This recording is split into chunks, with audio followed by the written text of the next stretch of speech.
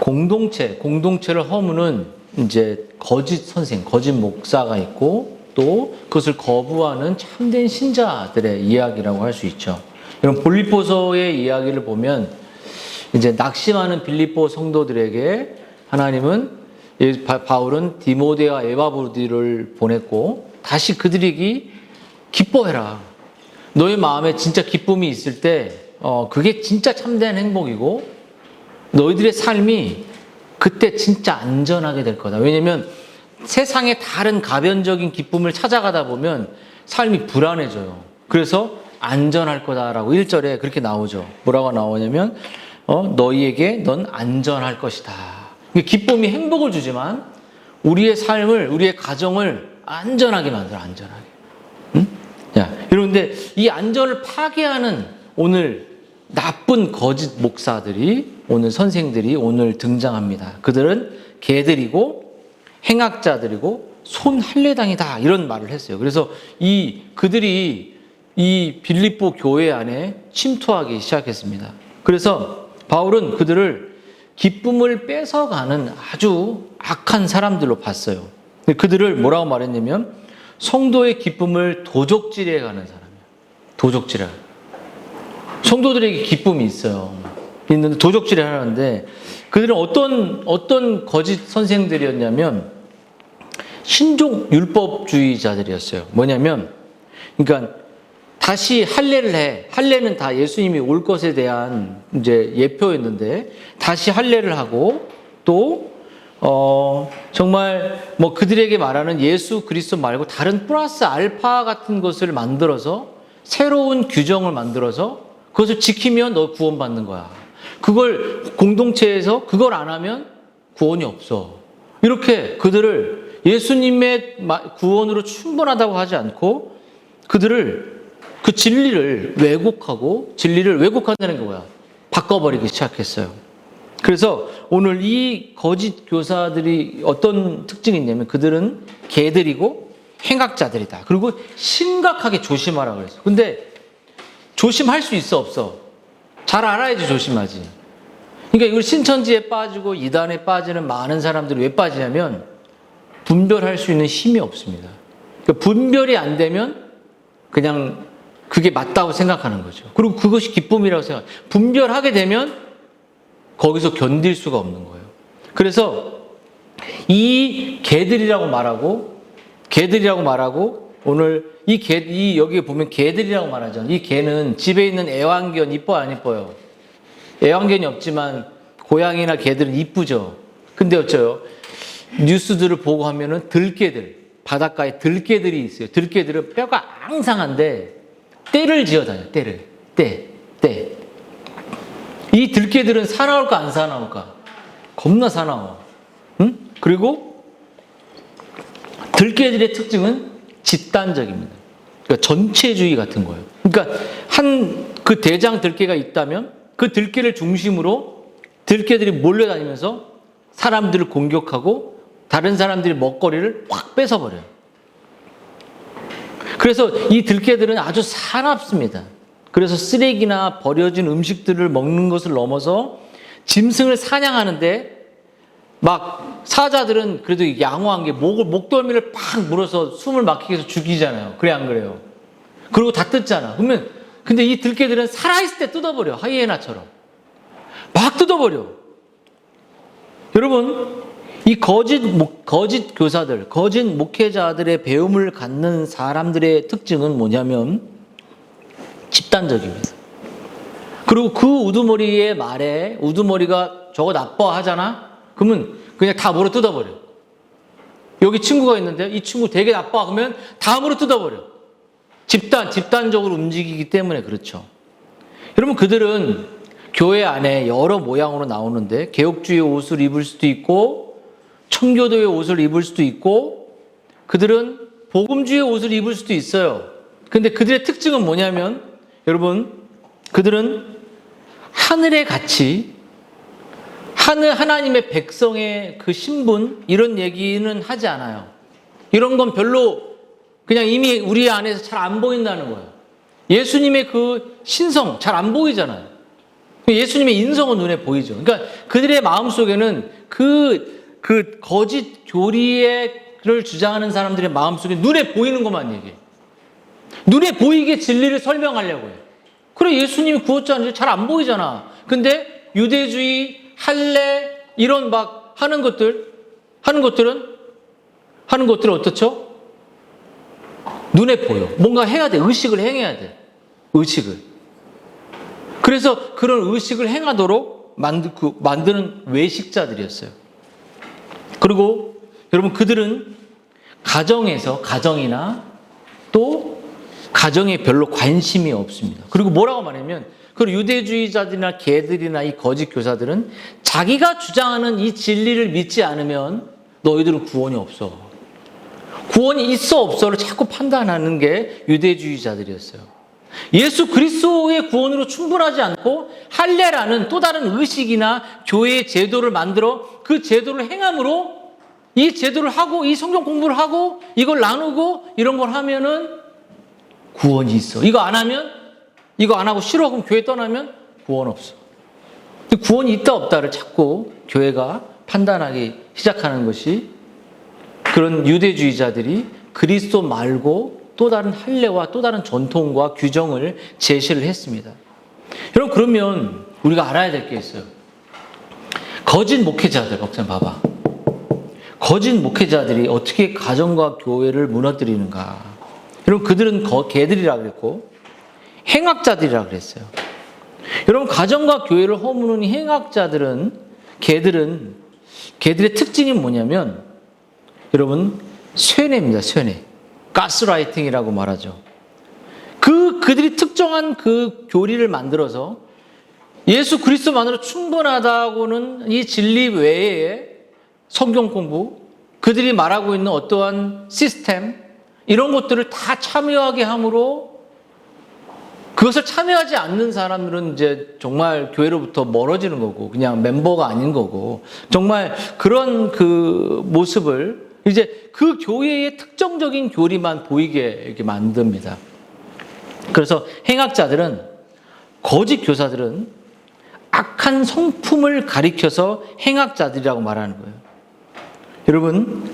근데 여러분, 진리와 사랑은 함께 가죠. 그렇죠? 또 진리와 경건은 함께 갑니다.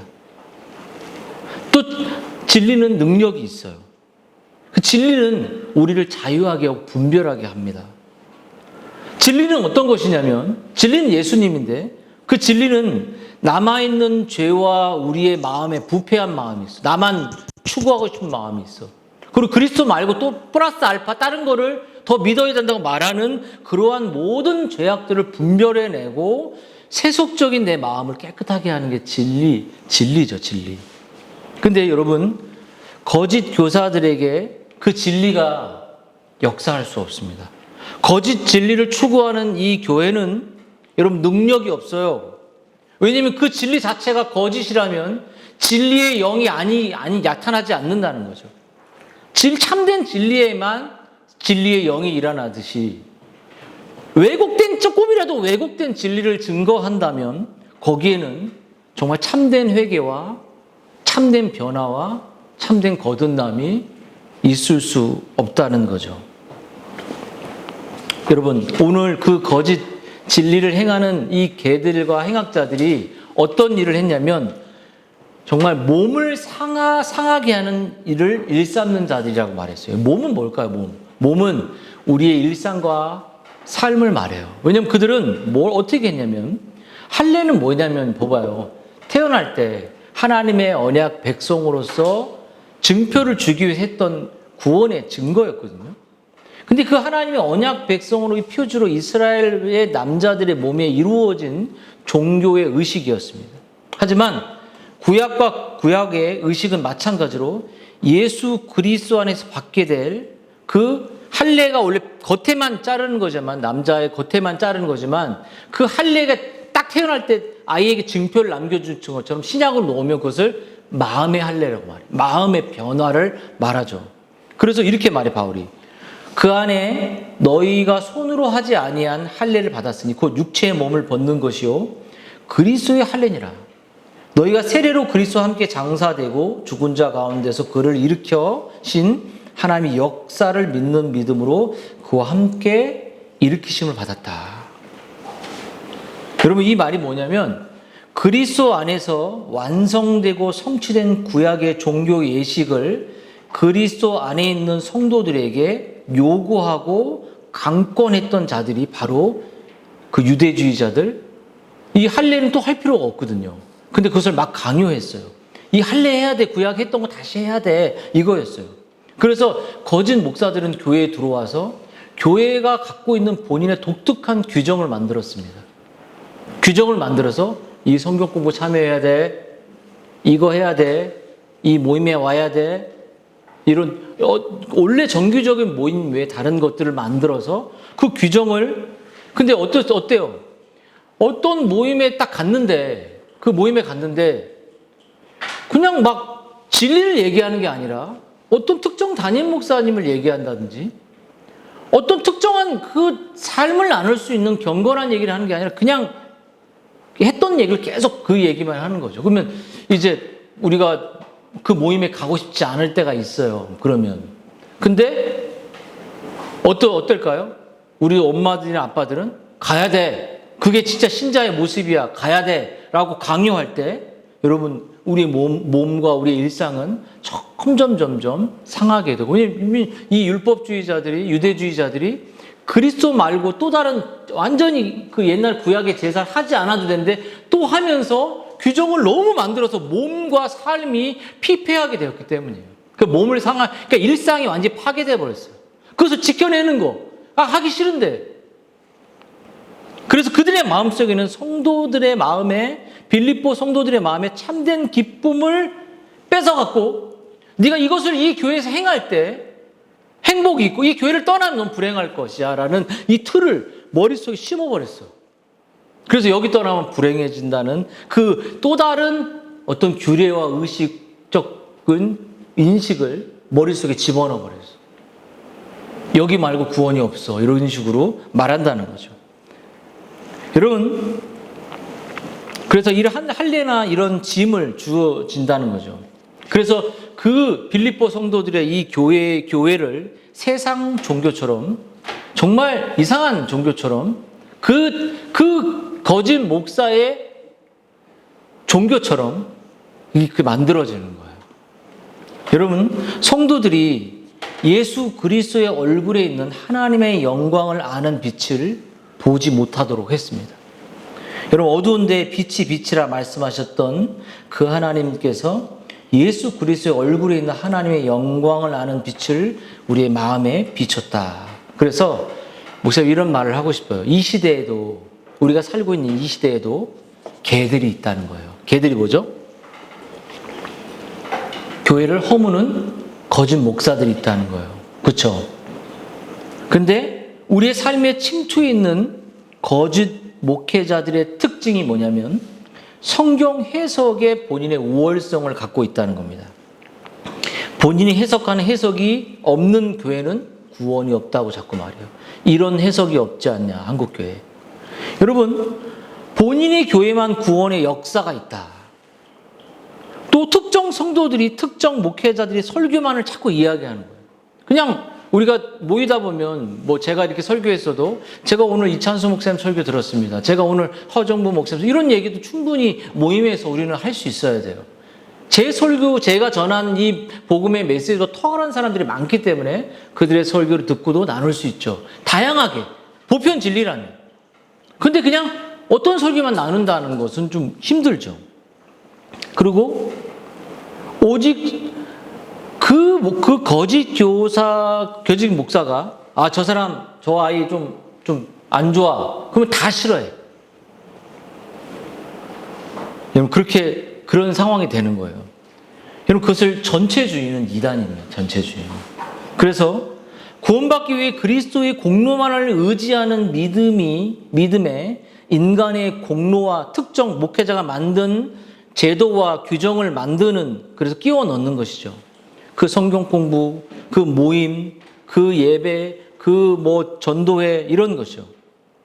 여러분, 스폴 얘기가 저도 이제 그 글을 이제 봤는데 참 좋더라고요. 한번 읽어볼게요. 교회는 죄에 대하여 설교할 수 있고 죄를 훈계하며 책망하고 경고할 수 있습니다. 그리고 죄 사함을 받았음을 선포할 수 있고 죄에 대한 신학적 정의도 내릴 수 있습니다. 그러나 교회가 또는 목회자가 인간의 죄를 대속할 수 없습니다. 내가 누군가를 구원시킬 수 있다. 인간이 자꾸 구원에 대한 이야기를 하는 거야. 너 구원. 그러니까 이 교회 가면 구원받고 저 목사 설교 들으면 구원받는다는 이 개념 자체가 이단적 사상에 불과한 것이에요. 어찌 저 목사 저한테 데리고 온다고 구원되는 거 아니에요. 내 자녀도 하나 구원 못 시키는 게 제 삶의 모습입니다. 간절히 기도할 뿐이죠. 그리고 내가 구원의 길이 무엇인지를 자녀들에게 부족하지만 보이는 거 외에는 우리는 아무것도 할 수 있는 게 없어요. 근데 무슨 구원시킬 수 있어. 구원받게 할 수 있어. 여러분, 그 자체가 몸에 이런 이 거짓 교리들이 가정을 무너뜨리고, 그래서 남편과 아내가 다른 교회를 다니면서 여기만 구원이 있는데 남편은 딴 교회 다닌다면 남편은 거의 생 이혼 정도의 상태로 살아가게 되는 거죠. 그럼 여러분, 우리가 이런 개들, 행악자들, 그 악한 들개들, 집단주의적인 사람들의 이 진리를 분별해낼 수 있는 사람인지, 그게 중요한 거예요. 진리를 전인격적으로 알고 진리 안에서 서로 내가 정말 사랑하는 사람인지 알아야 될 거예요. 이런 얘기를 하면 뭐예요? 여러분, 그래서 성경은 항상 이 진리 안에 있는 사랑을 이야기하고, 너희가 진리를 순종하러 너희 영혼을 깨끗하게 하여 거짓 없이 형제 사랑하기에 이르렀으니 마음으로 뜨겁게 사랑하라, 이렇게 말했어요. 사랑에는 거짓이 없나니 악을 미워해라, 선에 속하라, 이런 말을 했죠. 그럼 여러분의 마음속에 내가 이 이단들이 왔을 때 이것을 분별해낼 수 있는 참된 신자인가에 대한 특징이 오늘 그 3절에 그게 나와 있어요. 이런 행악자들이 많은데 너희들이 그 속에서 진짜 신자인지 아닌지, 네가 정말 참된 성경의 기준을 갖고 있는지를 바울이 이렇게 말하는 것이죠. 여러분, 그게 참된 이 그리스도인이 누구냐라고 말할 때 그것은 여러분 뭐라고 말하냐면, 오늘 성경의 3절에 특징은 하나님의 성령으로 봉사한다. 그러니까 하나님의 성령을 하나님을 예배하는 사람이라는 거죠. 성령으로 교회를 섬기고 성령께서 내가 억지로 섬기지 않는 자는 거죠. 여러분, 참된 그리스도인이 아닌지 알아보려고 할 때 가장 먼저 내가 참된 그리스도인이 뭐예요? 거듭난 그리스도인이에요. 그것을 내가 알아보려고 할 때 내가 그리스도인의 삶은 예배로 증명되는 거예요. 예배에 대한 태도.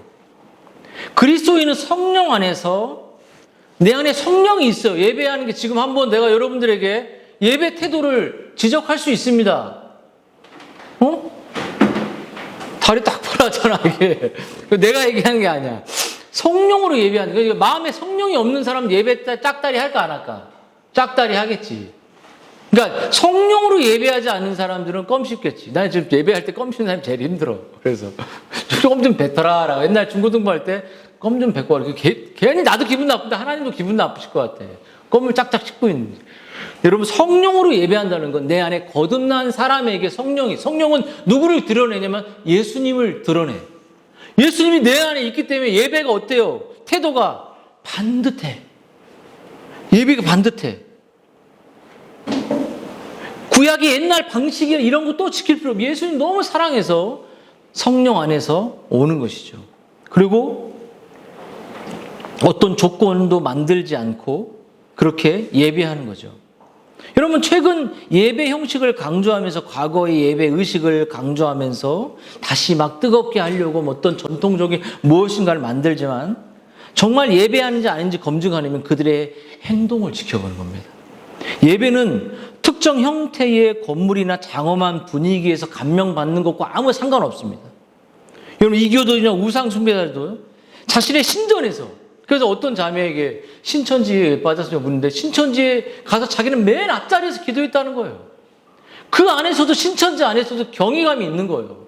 그 빛이 쫙 그 조명이 쏟아 여기서 빛 쫙 나와봐. 그럼 너네 뭔가 목사님 멋있어 보이지 않을까? 뒤에서 빛이 막 나오고 막 갑자기 목사님이 싹 사라졌다가 착 나와. 그럼 완전 너희들 완전 뿅 갈 거야. 내가 축복한다 이러면 내가 할 수 있어. 그거 하면 뒤에서 막 뭔가 쏘고 이렇게. 우리는 그냥 전통적으로 예배하죠. 여러분 참으로 예배하는 사람은 정교한 형식이나 전례에 자신을 맡기는 것이 아니라 마음과 영을 다해 예수 그리스도께서 우리를 중보하고 있다는 그 영을 다해 아바 아바지라 부르잖아요. 그래서 자신이 성령으로 예배하는지 이런 질문을 던질 수 있어요. 첫째로 한번 물어볼까요? 나는 의무감에서 예배하는가? 정말 예배하고 싶어서 예배를 너무 사모해서 예배하는가? 우리 가훈이 의무감에서 예배해? 아니면 예배하고 싶어서 예배해? 우리 두 가훈이 한번 대답해봐라. 엄마 아빠가 그냥 따라오지 않고 오늘 그냥 하루 째고 그냥 어디 바닷가에 가고 싶은 마음이 있는 거 아니야? 그럼 성령으로 예배하는 거 아닌데? 너희들이 그래서 우리들의 마음에 그런 것을 놓고 우리가 기도하는 겁니다. 여러분 바울은 그리스도인이란 성령으로 역사하는 자들, 예배가 의무가 아니라 열망인 사람들을 그리스도인이라고 합니다. 이것을 억지로 하는 것이 아니라 마음에 움직이고 이끌려서 정말로 예배하는 사람, 그 마음에 하늘에 있는 사람, 그 마음에 그 예수님을 만나고 싶어하는 사람, 그 사람이 예배자예요. 무엇인가 내 마음을 움직여. 너희들 마음을 움직이는 게 뭐야? 돈? 게임? 달란트? 뭐가 너희들의 마음을 움직이니? 여름 캠프? 물놀이? 여러분 성령의 인도하심은 느껴져요. 성령은 우리를 그리스도를 아주 가깝게 느끼게 합니다. 그리스도를 경험하게 만들어.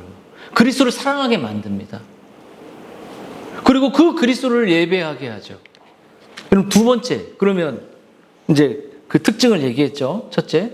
두 번째, 하나님의 성령으로 예배드리는 사람은 냉랭할 수 있다, 없다? 있다, 없다? 마음이 냉랭하다, 아니면 뜨겁다? 뜨겁다. 우리 시온이 뜨거워? 어떠니? 봐봐. 여러분, 우리 어른들에게도 똑같습니다. 내 마음이 자유롭고 사랑에 넘치는 뜨거운 마음이 있는지 보십시오. 내가 정말 예배자인지 한번 보라보십시오. 성령께서 우리에게 주신 성령을 말하면 하나님이 우리에게 사랑이 우리의 마음에 부어졌다고 말해요. 그리고 그분을 아바 아버지라 부른다고 말합니다. 하나님을 향한 열정과 사랑 때문에 냉랭하고 형식적인 이 기도가 아니라 정말 눈물의 기도, 눈물의 찬양, 그 성령이 그렇게 우리를 만든다는 거예요. 지체의 사랑을 넘어서 여러분 여기에 방편이나 건물이나 음악이나 어떤 장식이나 인도자 등을 막 이런 걸 말하는 게 종교개혁 시대나 부흥이 있었던 시대에 성도들의 이야기를 읽어보면 그들은 참으로 하나님을 알고 단순한 시편 찬송과 성경에서 말하는 이 진리를 말함으로 성령의 역사함으로 그들이 마음이 뜨거워졌어요. 왜냐하면 옛마을로 갈 때 제자들에게 예수님 다 죽었어. 그렇게 갈 때 예수님이 그들의 마음에 풀어주거든요. 성경을. 왜 우리 시편 찬양, 이 시편 찬양을 할 때 나는 오늘 길지만 오늘은 5살 다 했잖아. 내용이 좋더라고. 내용을 보면서 성령이 역사하는 거예요. 여러분 이때 마음이 뜨거워지고 기도하게 되죠. 여러분 어쩌면 이것이 가장 이제 말씀을 마치겠습니다. 좋은 방법입니다. 여러분의 마음속에 마지막 세 번째 경건한 두려움이 있냐는 거죠. 두려움. 예배할 때 하나님을 경외하는 마음. 우리 박지은 사모에게 어떤 마음이 있나요? 여러분 정말 두려워하는 마음, 하나님을 너무 사랑하는 마음, 정말 양자의 영을 가지고 하나님 아바 아버지, 아버지 제 마음에 뭐가 있습니까? 성령으로 하나님을 예배하고 확신의 마음, 경외함, 너무 가까이 있는 너무 친밀한 마음, 그분을 멀리 두렵지만 내가 사랑하는 마음, 우리가 다시는 무서워하는 종의 영을 갖지 아니하고 양자의 영, 아버지의 영, 자식으로서 그분이 나아갈 수 있는 아빠. 여러분 우리가 아빠 왔냐고 나가잖아요. 하나님을 아버지라고 부를 수 있잖아요. 그분은. 여러분 이렇게 당시 여러분들이 예배하고 있는지, 그렇다면 여러분이 분명 그리스도인일 것입니다. 내 마음이 뜨겁고 내 마음이 성령으로 예배하고 내 마음에 성령께서 그리스도를 드러내어 주시고 그리고 그 그리스도가 나로 기도하게 만들고 여러분 정말 성령이 그를 인도하여 자유를 주고 여러분의 마음을 불붙게 하고 여러분 하나님을 알게 해서 아바 아바지라 부르게 하고 그렇다면 여러분 진정으로 예배자입니다. 그렇지 않다면 여러분 예배자가 아니겠지만 여러분 진짜 예배자인 것입니다. 성령의 예배 이렇게 예배하는 여러분들이 되기를 주님의 이름으로 축원드립니다. 아멘. 우리 한번 다 같이 한번 기도합시다.